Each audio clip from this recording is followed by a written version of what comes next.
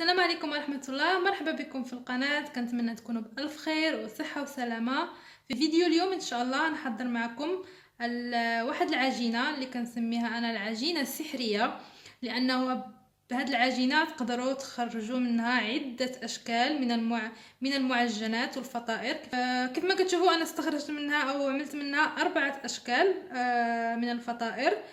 كتجي هشة وطرية. ونخليكم مع الفيديو باش تعرفوا على المكونات وطريقة التحضير. بسم الله على بركة الله. بمكونات العجين عندي هنايا بالنسبة للعجين 3 أكواب ونصف من الدقيق، غادي نخلوهم.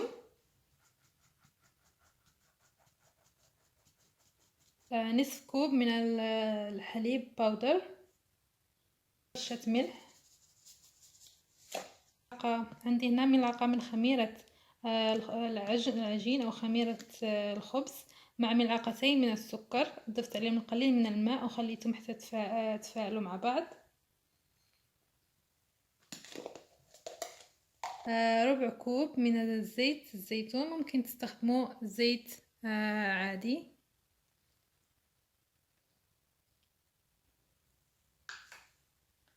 والماء الكافي لجمع العجين. بالنسبة للماء كيرجع على حسب نوعية العجين، ممكن تحتاج كوب ونصف من الماء. نجمع المكونات مع بعض.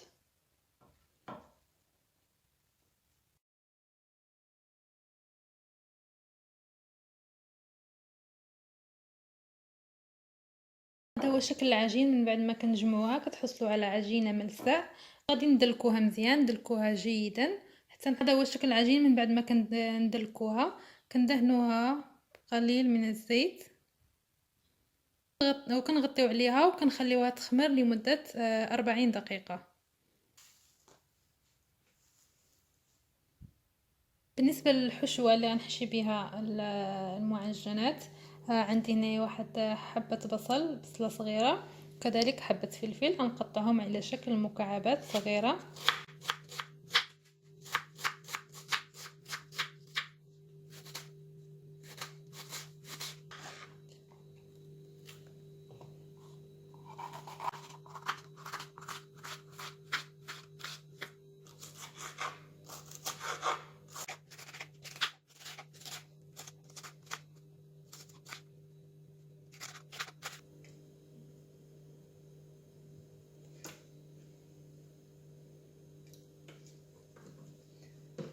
كنوضعوا في مقلاة كمية من الزيت عليها البصلة،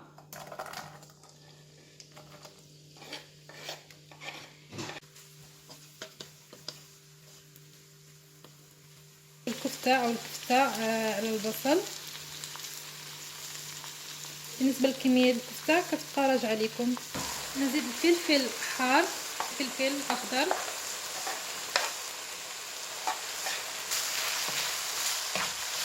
معجون طماطم ملعقتين،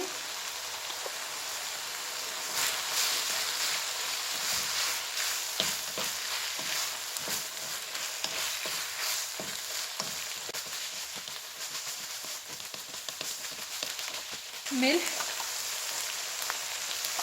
ملعقة من بودرة الثوم، وربع ملعقة فلفل اسود،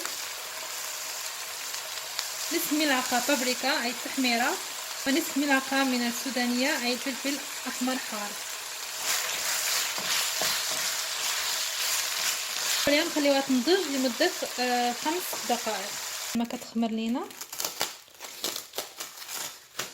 نخرجوا منها الهواء وكنقطعوها.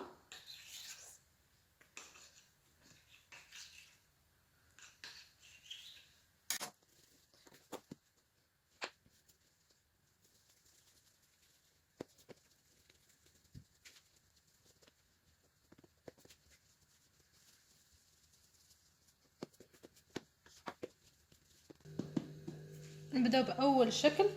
بالنسبه لهذا الشكل انا غنعمل به البيتزا التركيه.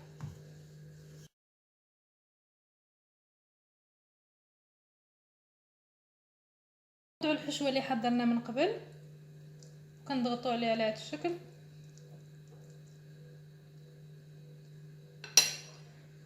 وكنطويو الاطراف.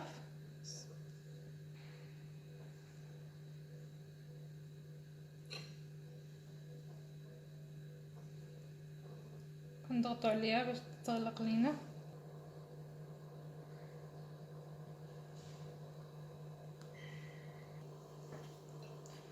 كنجيبوها وكنوضعوها في صينيه كتكون مدهونه قليل من الزيت.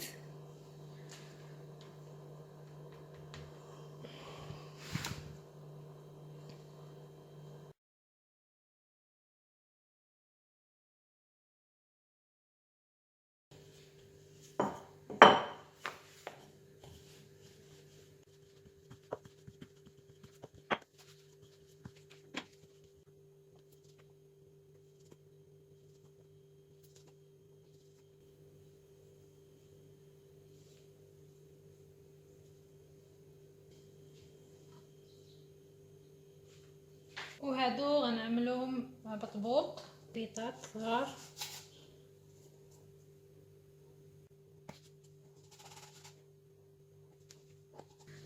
بالنسبه للبيتزا عندي هنايا صلصه البيتزا حضرتها من قبل.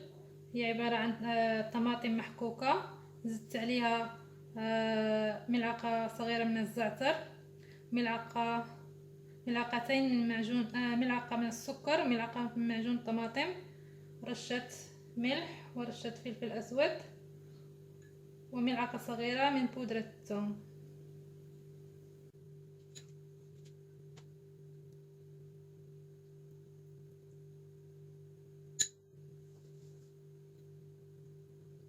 هنا الجبن كنوضعوا على هاد البيتزا التركيه الجبنه.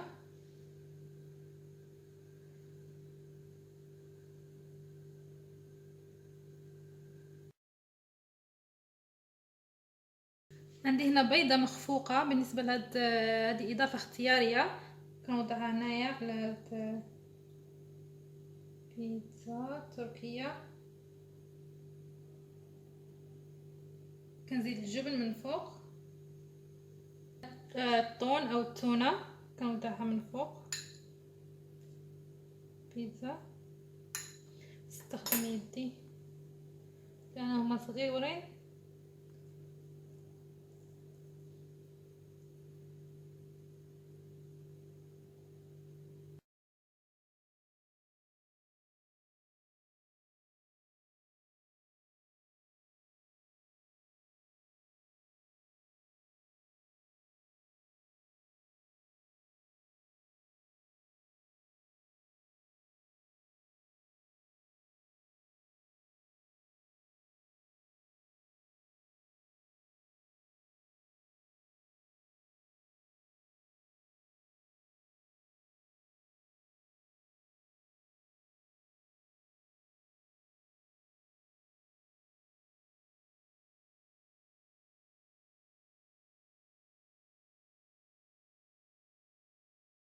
ندخلهم الفران كيكون مسبق التسخين على درجة حرارة 200. كتشعلوا عليه في الاول من تحت، ومن بعد كتنقصوا الى 180 وكتدخلوهم فقط من تحت، ومن بعد فاش كيتحمروا من تحت كترجعوا كتشعلوا عليهم من فوق. وهذا هو شكلهم النهائي من بعد ما خرجته من الفرن. هذا البطبوط حشيته بالكفته. بالنسبه للحشوه كتبقى اختياريه، ممكن تحشيو باي شيء مفضل عندكم واي شيء متوفر. هذا الشكل عملته على شكل كرواسو او كرواسه. كيجي زوين، وتحت هو حشيته عمرته بالكفته. وهادو ميني بيتزا هما. وهذه البيتزا التركيه كتجي على هذا الشكل. هذه اللي عملت بالكفته والبيض والجبن، وهذه اللي عملتها بالجبن والبيض. نقطع معاكم. بسم الله.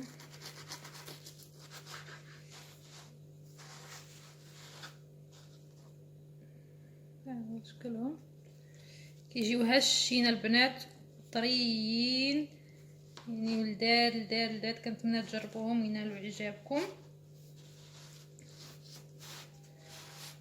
وصلنا لنهاية الفيديو. كنتمنى وصفات اليوم يكونوا نالوا اعجابكم، واقتراحات اليوم يكونوا عجبوكم، وكنتمنى تجربوهم ويعجبوكم اكثر.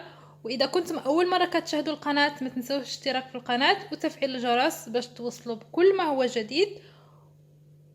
وضغطوا على زر لايك إذا عجبكم الفيديو، ومشاركة الفيديو مع أصدقائكم وأحبابكم، وإلى اللقاء مع فيديو آخر إن شاء الله. مع السلامة.